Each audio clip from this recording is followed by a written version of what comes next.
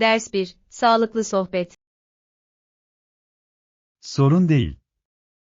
Beklerken sağlıklı alışkanlıklar hakkında sohbet etmek güzel. Kabul ediyorum. Zamanın çok daha hızlı geçmesini sağlar. En yararlı bulduğunuz sağlıklı alışkanlıklar nelerdir? Yeterli su içmenin genel sağlık için çok önemli olduğunu düşünüyorum. Kesinlikle. Sulu kalmak enerji seviyenizi gerçekten etkiler. Ayrıca özellikle yoğun günlerde konsantrasyona yardımcı olur. Favori sağlıklı atıştırmalıklarınız var mı? Badem ve meyveyi severim. Hareket halindeyken yakalanmaları kolaydır. Bunlar harika seçimler. Bunları stoklamam gerekiyor. Ders 2. Göz teması ve güven. Konuşmalar sırasında göz temasını sürdürmenin etkisini hiç düşündünüz mü? Kesinlikle. Güven ve bağlılığı göstermenin güçlü bir yoludur. İletişimi ve bağlantıyı gerçekten geliştirebileceğini okudum. Bu mantıklı. Birinin gözlerine baktığınızda daha kişisel hissedersiniz. Kesinlikle. Söyledikleriyle ilgilendiğinizi gösterir. Bu beceriyi günlük etkileşimlerinizde uyguladınız mı? Özellikle profesyonel ortamlarda bunu yapmaya çalışıyorum, güven oluşturur. Bu harika bir yaklaşım. Bunun bazı insanlar için zorlayıcı olduğunu düşünüyor musunuz? Evet, özellikle utangaç veya endişeli olanlar için zor olabilir. Ders 3. Vergi sistemi. Verimli tartışmalar daha adil bir vergi sistemine yol açabilir. Kesinlikle. Herkesin bu kararlarda temsil edildiğini hissetmesi önemlidir. Ve ortak bir zemin bulmak, farklı gruplar arasındaki gerilimi hafifletmeye yardımcı olabilir. Evet, işbirliği çoğu zaman daha etkili çözümlere yol açar. Bu tartışmalarda da şeffaflığın önemli olduğunu düşünüyorum. Kesinlikle. İnsanların işe yaraması için sürece güvenmeleri gerekiyor. Vergi reformları ile ilgili herhangi bir tartışmaya katıldınız mı? Ben var. Farklı bakış açılarının bir araya geldiğini görmek ilginç. Daha fazlasını öğrenmek için bu tür diyaloglara katılmayı çok isterim. Ders 4. Araştırma. Bu konuda daha fazla araştırma yapmalıyız. Kesinlikle.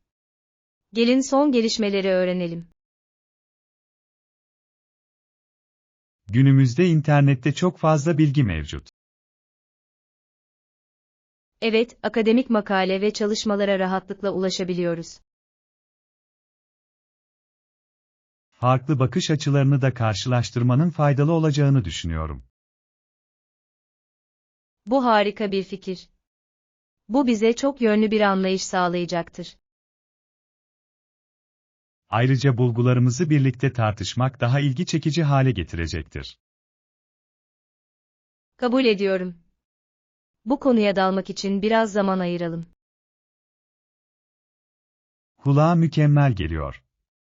Keşfimizi sabırsızlıkla bekliyorum. Ders 5. Hayal gücü. Hayal gücünüzü kullanırsanız, bir eldiven harika bir uyku tulumu olur. Bu yaratıcı bir düşünce. Başka hangi kullanımları düşünebilirsiniz? Ayrıca küçük eşyalar için rahat bir kese olarak da kullanabilirsiniz. Bu doğru. Gündelik nesnelerin birden fazla amacı olabilmesi şaşırtıcı. Kesinlikle. Eğer kalıpların dışında düşünürseniz neredeyse her şey yeniden kullanılabilir. Hiç eski malzemelerden yeni bir şeyler yapmayı denediniz mi?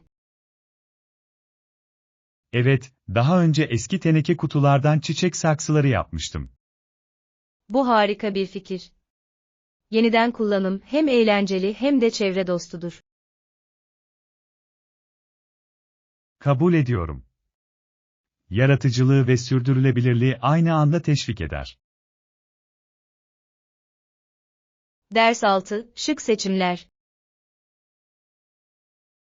Bu kahverengi deri çizmeleri düşünüyorum, gerçekten şık görünüyorlar. Yapıyorlar. Kahverengi deri her şeyle uyum sağlayan klasik bir seçimdir. Kesinlikle. Hem kot hem de elbise pantolonlarıyla harika duracaklarını düşünüyorum. Henüz onları denedin mi? Rahatlık da stil kadar önemlidir. Henüz değil ama yakın zamanda uygunluğunu kontrol etmeyi planlıyorum. Yürürken rahat olduklarından emin olmak istiyorum. Bu akıllıca bir hareket. İyi bir çift bot sizin için yapılmış gibi hissetmelidir. Ayrıca deri yaşlandıkça daha iyi olma eğilimindedir ve bu da bir avantajdır. Evet ve oldukça dayanıklı olabilirler, onlardan çok yıpranacaksın. Kıyafetlerimi nasıl tamamlayacaklarını şimdiden hayal edebiliyorum. Ders 7, doğum günü gelenekleri. Doğum günü ritüellerinin ne kadar özel olabileceğini seviyorum. Genellikle "Doğum günün kutlu olsun" şarkısını söyleriz ve mumları üfleriz. Bu çok keyifli bir gelenek. Gerçekten günü şenlikli hissettiriyor. Kesinlikle. O an için arkadaşlarınız ve ailenizle bir araya gelmek her zaman heyecan vericidir. Ve pasta kesinlikle en önemli nokta. En sevdiğiniz lezzet hangisi? Ben çikolatalı kek hayranıyım, kutlamalar için klasik bir seçimdir. Çikolata her zaman kazanır. Başka doğum günü gelenekleriniz var mı? Bazen doğum günü kişisi hakkında oyunlar oynarız veya komik hikayeler paylaşırız. Kulağa eğlenceli geliyor. Gerçekten kutlama atmosferine katkıda bulunuyor. Evet, birlikte kalıcı anılar yaratmanın harika bir yolu. Ders 8, formda kalmak. Bir fitness rutinine başlamak için şınav ve squat gibi vücut ağırlığı egzersizleriyle başlamanın en iyisi olduğunu düşünüyorum. Bu harika bir fikir. Etkilidirler ve hiçbir ekipman gerektirmezler. Kesinlikle. Üstelik bunları her yerde yapabilirsiniz, bu da son derece kullanışlıdır. Vücut ağırlığı egzersizlerinin güç oluşturmak için ne kadar çok yönlü olduğunu seviyorum. Evet, aynı zamanda esnekliğin ve dayanıklılığın artmasına da yardımcı oluyorlar. Fitness yolculuğunuz için belirli bir hedef belirlediniz mi? Açık hava etkinlikleri için genel güç oluşturmak ve dayanıklılığımı artırmak istiyorum. Bu sağlam bir hedef. Tutarlılık, ilerlemeyi görmenin anahtarıdır. Kabul ediyorum. Bu egzersizleri günlük rutinime dahil etmeyi planlıyorum. Ders 9, sanat araştırması. Yakınlarda sanat galerisi veya müze var mı? Bazı yerel sanatı takdir etmeyi çok isterim. Evet, şehirde birkaç harika yer var. Favorilerimden biri Modern Sanat Galerisi. Bu çok ilginç geliyor. Geleneksel görüşlere meydan okuyan çağdaş parçaları seviyorum. Bu galeriye bayılacaksınız. Sıklıkla ilginç sergilere ev sahipliği yapıyorlar. Yakın zamanda oradaki sergilere gittiniz mi? Evet, geçen ay beni gerçekten düşündüren büyüleyici bir enstalasyon gördüm. Bu harika. Konuşmayı ateşleyen sanatı takdir ediyorum. Ben de. Sanatın toplumu nasıl yansıttığı ve duyguları nasıl harekete geçirdiği şaşırtıcı. Keşfetmek ve bana neyin ilham verdiğini görmek beni heyecanlandırıyor. Ders 10, Anılar yaratmak. Geleceğe dair anılar kulağa ilginç geliyor. Kalıcı bir anıyı nasıl yaratırsınız? Anları fotoğraflar ve günlükler aracılığıyla yakalamanın faydalı olduğunu düşünüyorum. Bu harika bir fikir. Özel anlara dönüp bakmak güzel.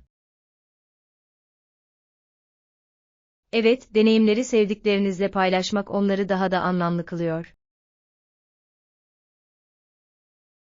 Kabul ediyorum. Bazen sadece hikayeleri yeniden anlatmak bile bu anıları canlı tutabilir. Kesinlikle. Ayrıca aktarılabilecek gelenekler yaratmayı da seviyorum. Bunlar zamanla değerli aile anıları haline gelebilir. Evet. Bu paylaşılan deneyimler yoluyla bir miras inşa etmek gibidir. Bu bakış açısını seviyorum, her anın anlamlı olduğunu hissettirir. Ders 11, Düzeltme süreci. Çalışmamın düzeltmelerini yapıyordum ve daha kısa olabileceğini düşünüyorum. Bu geliştirilecek harika bir beceridir. Açıklık iletişimde anahtardır. Kesinlikle.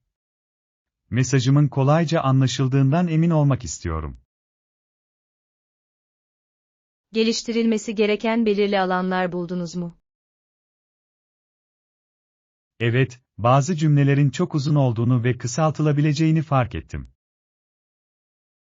Gereksiz kelimeleri kaldırmanın netliği nasıl arttırdığı şaşırtıcı. Göndermeden önce gerekli düzenlemeleri yapacağım. Sağlam bir plana benziyor.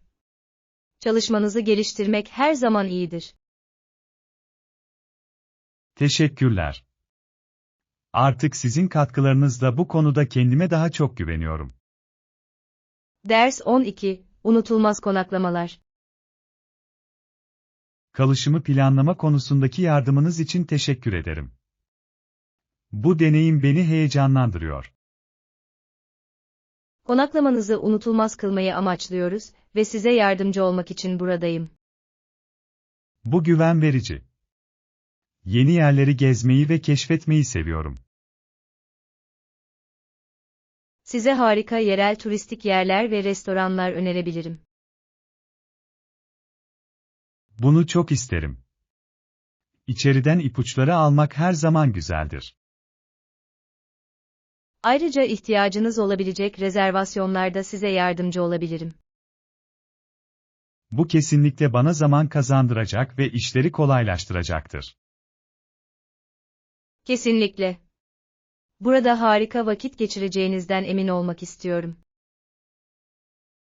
Bunu sabırsızlıkla bekliyorum.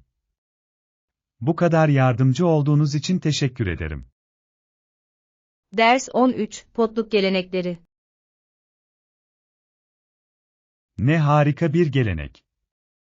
Yemek gününde seni görmek için sabırsızlanıyorum. Ben de sabırsızlıkla bekliyorum. Potlucks her zaman çok eğlencelidir.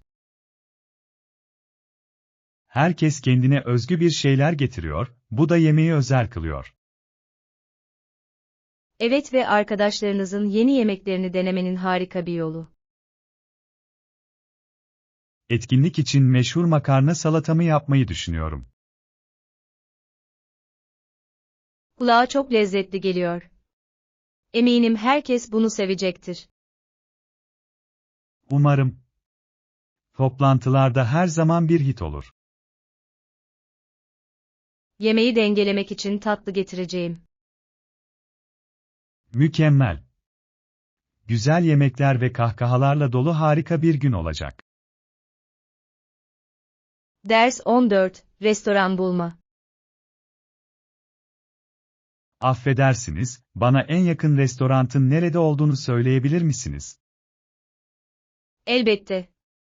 Buradan sadece birkaç blok ötede harika bir yer var. Bu çok uygun görünüyor. Ne tür mutfaklar sunuyorlar? Kalabalığın her zaman hoşuna giden İtalyan yemeklerinde uzmanlaşıyorlar. İtalyancayı seviyorum. Makarna ve pizza favorilerimden bazıları. Kesinlikle menülerinin keyfine varacaksınız. Her şey taze yapılmış. Bunu duymak harika. Belirli yemekler önerir misiniz? Lazanyaları olağanüstüdür ve tiramisu tatlı olarak mutlaka denenmelidir. Bunu düşündükçe acıkıyorum. Tavsiye için teşekkürler. Ders 15, Mutfak seçimleri. Bu akşam ne tür mutfağa gitmeliyiz? Bir Akdeniz yemeği düzenlemeye ne dersiniz? Kulağa harika geliyor. Akdeniz yemekleri çok lezzetli ve sağlıklıdır. Kabul ediyorum. Humus, falafel ve taze salatalar gibi yemekler her zaman popülerdir. Üstelik herkesin zevkine göre pek çok seçenek mevcut. Kesinlikle. Çeşitli tatları paylaşmak ve denemek için mükemmeldir. Şu anda biraz ızgara kebap ve cacık sosu yiyebilirim. Bu çok lezzetli olurdu. Bunu sunan iyi bir restoran bulalım. Birlikte güzel bir yemeğin tadını çıkaracağım için heyecanlıyım. Ders 16, İlk yıllarım. Toronto'ya taşınalı 25 yıl geçtiğine inanmak zor. Gerçekten mi? Kanada hakkındaki ilk izleniminiz neydi? Yeni ortamın beni hem heyecanlandırdığını hem de bunalmış hissettiğimi hatırlıyorum. Bu bir maceraya benziyor. İlk 5 yılınızla ilgili neler hatırlıyorsunuz? Çok kültürlü atmosfere hayran kaldım, çeşitliliğe gözlerimi açtı. Bu kulağa zenginleştirici geliyor. İlk yıllarda kolayca arkadaş edinebildiniz mi? Şaşırtıcı bir şekilde evet. Çocuklar dil engeli ne olursa olsun bağlantı kurmada harikadırlar. Bu harika. Bu süre zarfında hangi aktivitelerden keyif aldınız? Parkları keşfetmeyi ve yeni arkadaşlarımla farklı yemekler denemeyi çok seviyordum. Ders 17, Kültürel miras. Britanyalılar da diğer uluslar kadar Avrupa kültürünün mirasının mirasçılarıdır. Kesinlikle. Tarihleri kıtayla derinden iç içe geçmiş durumda. Çeşitli kültürlerin zaman içinde birbirini nasıl etkilediği ilginçtir. Evet, sizce de bu durum kimliği karmaşık şekillerde şekillendirmiyor mu? Kesinlikle. Edebiyat, sanat ve geleneklerin tümü bu zengin mirası yansıtmaktadır. Ve her ülke kendine özgü lezzetini kültürel karışıma katıyor. Kesinlikle. Tarihi keşfetmeyi çok daha ilgi çekici hale getiriyor. Bu etkilerin modern toplumda nasıl ortaya çıktığını öğrenmeyi seviyorum. Ben de. Ortak insanlığımızın ve birbirine bağlılığımızın bir hatırlatıcısıdır. Ders 18, Sanatsal ipuçları. Resimlerinize doku eklemek için çeşitli araçlar kullanmayı düşünün. Bu harika bir ipucu. Başka önerileriniz var mı? Evet, yeni bir görünüm için farklı açıları ve perspektifleri deneyin. Açılarla deneme yapma fikrine bayılıyorum. Her şeyi değiştirebilir. Gerçekten yapabilir. Ayrıca farklı ortamları karıştırmak şaşırtıcı etkiler yaratabilir. Bu doğru. Bazı sanatçıların akrilikleri pastellerle güzelce harmanladığını gördüm. Başka türlü elde edilmesi zor olan derinlik ve boyut katar. Bir sonraki parçamda bunu deneyeceğim için heyecanlıyım. Malısın. Önemli olan tarzınıza neyin uygun olduğunu bulmaktır. Ders 19, telefon numarası. Bunu bir daha tekrarlayabilir misin lütfen? Elbette. 206555. Anladım. Peki bu numaranın alan kodu nedir? Kaydettiğimde hatırlamam benim için önemli. Evet, alan kodları bazen biraz yanıltıcı olabilir. Gerçekten yapabilirler. Hatalardan kaçınmak için her zaman 2 kez kontrol ederim. İyi bir fikir. Aceleniz olduğunda sayıları karıştırmak kolaydır. Kesinlikle. Zamanınızı ayırmanız sizi gelecekte yaşanacak sıkıntılardan kurtarabilir. Kesinlikle. Bunları hemen yazmayı seviyorum. Ders 20, dengeleme planları. Plan yapmak ve hayatta geleneksel ölçülere bağlı kalmak önemlidir. Doğru. Ancak aynı zamanda onları değiştirdiğimiz için de suçluluk duymamalıyız. Kesinlikle. Hayat tahmin edilemez ve esneklik anahtar olabilir. Evet, yeni durumlara uyum sağlamak değerli bir beceridir. Bazen refahımızı katı planlara göre önceliklendirmek gerekir. Tamamen katılıyorum. Suçluluk bizi seçim yapmaktan alıkoymamalı. Önemli olan bireysel olarak bizim için işe yarayan bir denge bulmaktır. Kesinlikle. Daha mutlu bir yaşamın temeli budur. Bu önemli konuları açıkça tartışabildiğimize sevindim. Ders 21, sağlıksız inançlar. Birçok kadın, kabul edilebilmek için çok zayıf olmaları gerektiğine inanıyor. Toplumun sıklıkla bu tür sağlıksız idealleri desteklemesi talihsiz bir durumdur. Evet ve bu baskı tehlikeli alışkanlıklara yol açabilir. Kesinlikle. Beden pozitifliğini ve kendini kabul etmeyi teşvik etmek çok önemlidir. Kabul ediyorum. Herkesin saygıyı hak eden eşsiz bir vücudu vardır. Ve sağlık sadece görünüşle değil, iyi hissetmekle de ilgili olmalıdır. Kesinlikle. Bunun yerine odağı genel sağlığa kaydırmamız gerekiyor. Evet, sağlıklı alışkanlıkları teşvik etmek çok daha faydalıdır. Birlikte, gerçek benliğimizi kucaklama konusunda birbirimize destek olabiliriz. Ders 22, medya etkisi.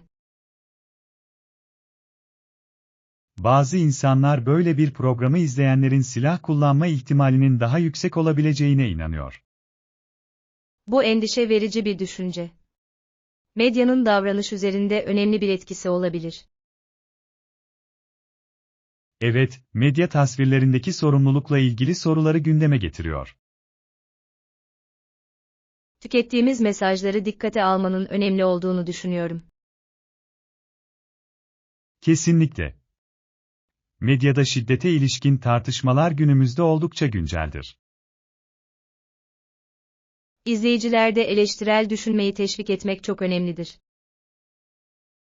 Kabul ediyorum. Eğitim bu etkilerin bazılarını hafifletmeye yardımcı olabilir. Evet, bu konularda diyalogun teşvik edilmesi gerekiyor.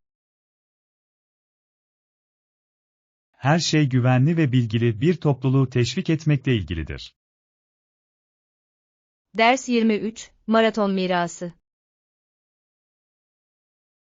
O zamandan beri koşucular benzer uzun maraton mesafelerini koşmaya çalıştılar.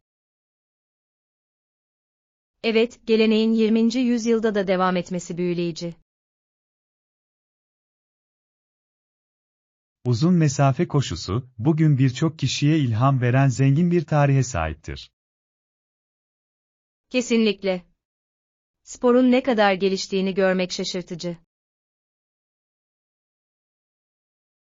Ve her maraton bir azim ve güç hikayesi anlatır. Evet, her koşucunun katılmak için kendi motivasyonu vardır. Bu tür etkinliklere yönelik eğitimlerde gösterilen özveriye tanık olmak ilham verici. Kesinlikle. Koşucular arasındaki topluluk duygusu da özeldir. Maratonların insanları ortak bir amaç uğruna nasıl bir araya getirdiğine hayranım. Ders 24, Eğitime odaklanma. Bu eğitim alanlarını teşvik etmek ve geliştirmek için nispeten az çaba gösterilmektedir. Bu doğru. Bazı konular müfredatta sıklıkla gözden kaçırılıyor. Çok yönlü bir gelişim için öğrenmenin tüm yönlerini ele almak önemlidir. Evet, özellikle eleştirel düşünmeyi teşvik eden yaratıcı alanlarda. Her öğrencinin çeşitli eğitim fırsatlarına erişmeyi hak ettiğine inanıyorum. Kesinlikle.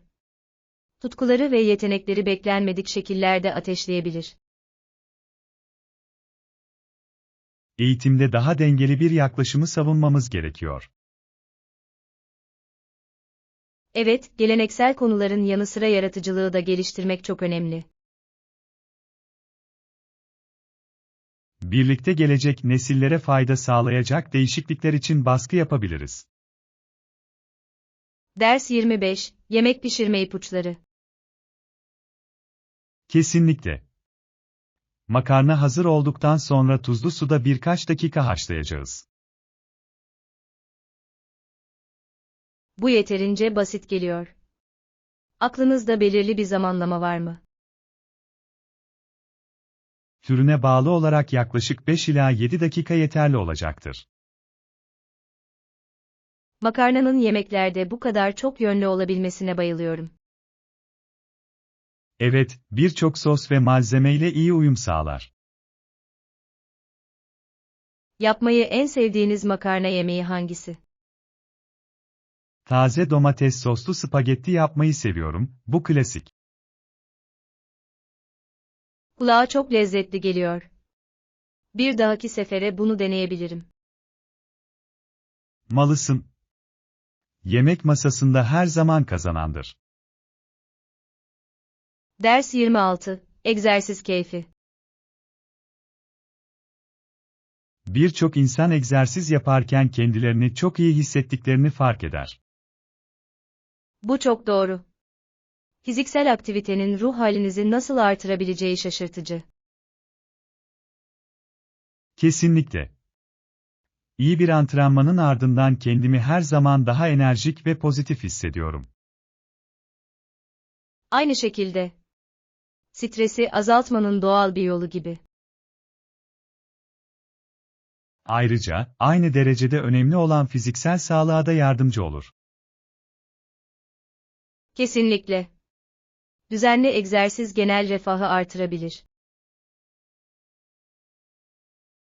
Zevk aldığınız favori bir egzersiz türü var mı? Yogayı seviyorum. Beni esnek ve merkezli tutuyor. Kulağa harika geliyor. Koşmayı tercih ederim, bana özgürlük duygusu veriyor. Ders 27, Oy sandığı. Öyle görünüyor ki sandık birçok tartışmanın odak noktası haline geldi. Evet ama o yolu kapatan bir evi dinlemezler.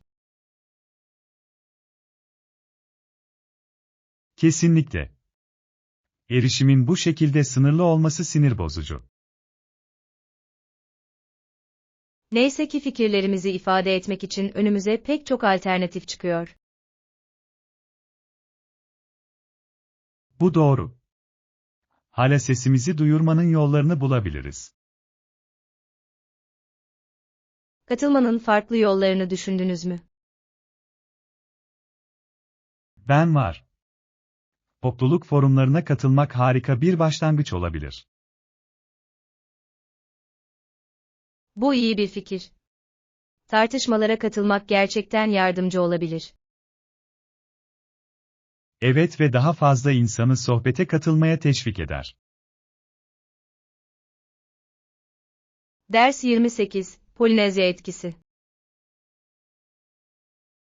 Polinezyalı grupların Pasifik'teki diğer adalardan geldiğini biliyor muydunuz? Evet. Çok zengin bir keşif ve yerleşim geçmişine sahipler. 1000 yılı aşkın bir süre önce, engin okyanuslarda gezindiler.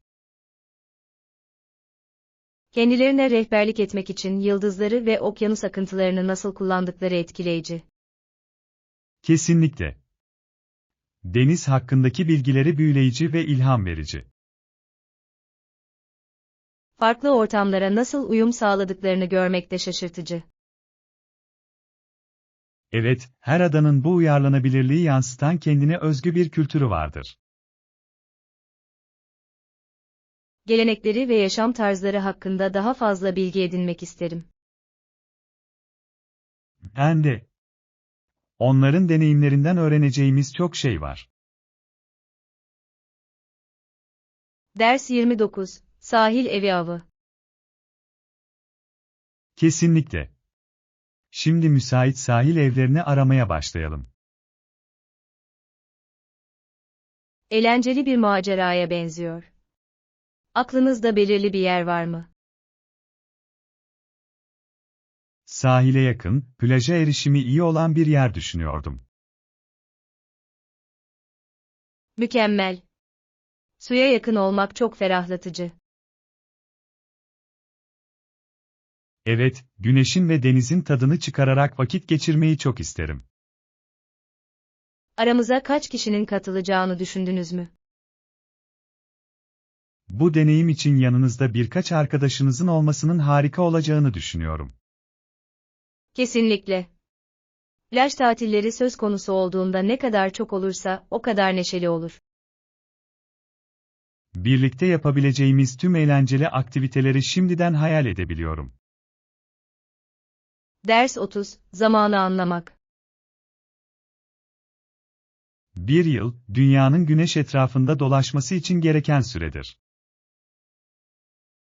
Bu doğru. Bu döngüye dayanarak zamanı nasıl ölçtüğümüz büyüleyici.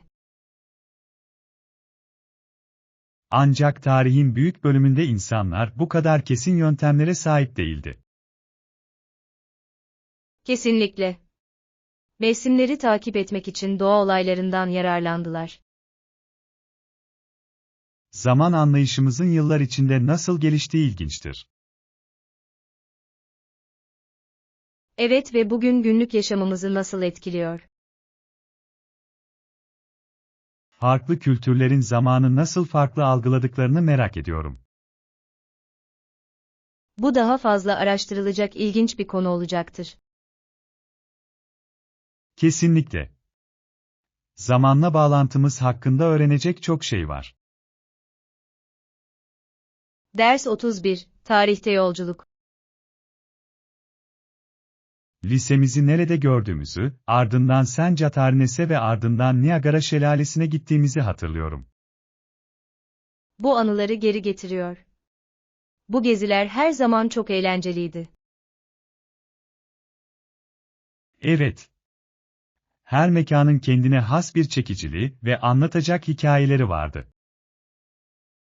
Niagara Şelalesi nefes kesiciydi. Saatlerce suyu izleyebilirdim. Kesinlikle. Orada doğanın gücü gerçekten hayranlık uyandırıcı. Ve Sencatarnes'in çok hoş bir topluluk havası var. Kabul ediyorum. Hayatımızdaki o anları hatırlamak güzel.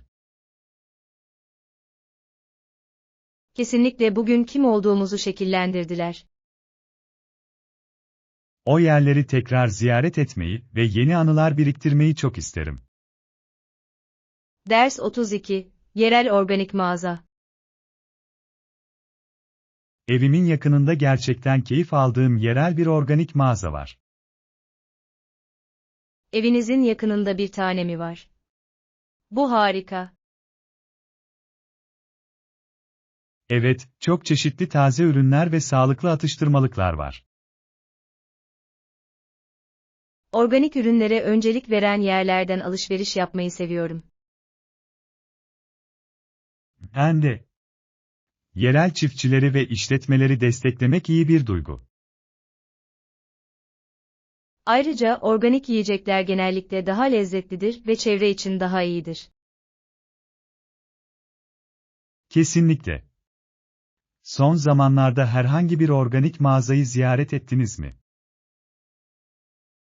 Evet, geçen hafta bir tanesine gittim ve harika meyveler buldum. Bu harika. Daha fazla yerel seçeneğe bakmam gerekiyor. Ders 33, Köleleştirilmiş insanların yolculuğu. Afrika'dan Amerika'ya olan yolculuk inanılmaz derecede tramikti. Evet, Afrika'yı terk etmeden önce çok daha fazla insan köle olarak öldü. Ve çok daha fazlası okyanusu geçerken öldü. Çektikleri acıları düşünmek yürek parçalayıcı. Kesinlikle. Onların hikayeleri tarihin hatırlanması gereken önemli bir parçasıdır. Evet, bu tarihi anlamak toplum olarak öğrenmemize ve büyümemize yardımcı olur. Aynı zamanda günümüzde eşitliğin ve adaletin önemini de vurgulamaktadır. Tamamen katılıyorum. Değişimi teşvik ederek onların mirasını onurlandırmamız gerekiyor. Onların dayanıklılığı bize daha iyi bir gelecek için mücadele etme konusunda ilham veriyor. Ders 34, Manzaraları yakalamak. Çarpıcı manzaraları yakalamak için mutlaka kameraları getirmeliyiz. Kesinlikle. Fotoğraflanacak çok güzel manzaralar olacak. Birlikte maceralarımızı belgelemek için sabırsızlanıyorum. Evet. Bol fotoğrafa sahip olmak anıları paylaşmak için harika olacaktır. Ayrıca farklı açılar ve ışıklandırmayla denemeler yapmak eğlencelidir. Fotoğrafın bu yönünü seviyorum. Her çekimi benzersiz kılar. Kesinlikle. Her resim deneyimimizin farklı bir hikayesini anlatıyor. Fotoğrafçılığımızda ne kadar yaratıcı olabileceğimizi görmek beni heyecanlandırıyor. Tüm bu fotoğraflar için yeterli hafıza kartımızın olduğundan emin olalım. Ders 35, Sınırlar. Sınırlarımı anlayacaklar mı? Bazıları direnebilir ancak bunları açıkça iletmek çok önemlidir. Kendimi öne sürdüğümde insanların nasıl tepki vereceği konusunda endişeleniyorum. Bu şekilde hissetmek doğaldır ancak sınırlar koymak refah için çok önemlidir. Biliyorum ama yine de kararlı durmak zor olabilir. Unutmayın, bu kendinize saygı duymak ve başkalarına da aynısını yapmayı öğretmekle ilgilidir. Bu iyi bir nokta. Ona güvenle yaklaşmam gerekiyor. Kesinlikle. Ne kadar çok pratik yaparsanız o kadar kolaylaşacaktır. Teşvikiniz için teşekkürler. Bunu kesinlikle aklımda tutacağım.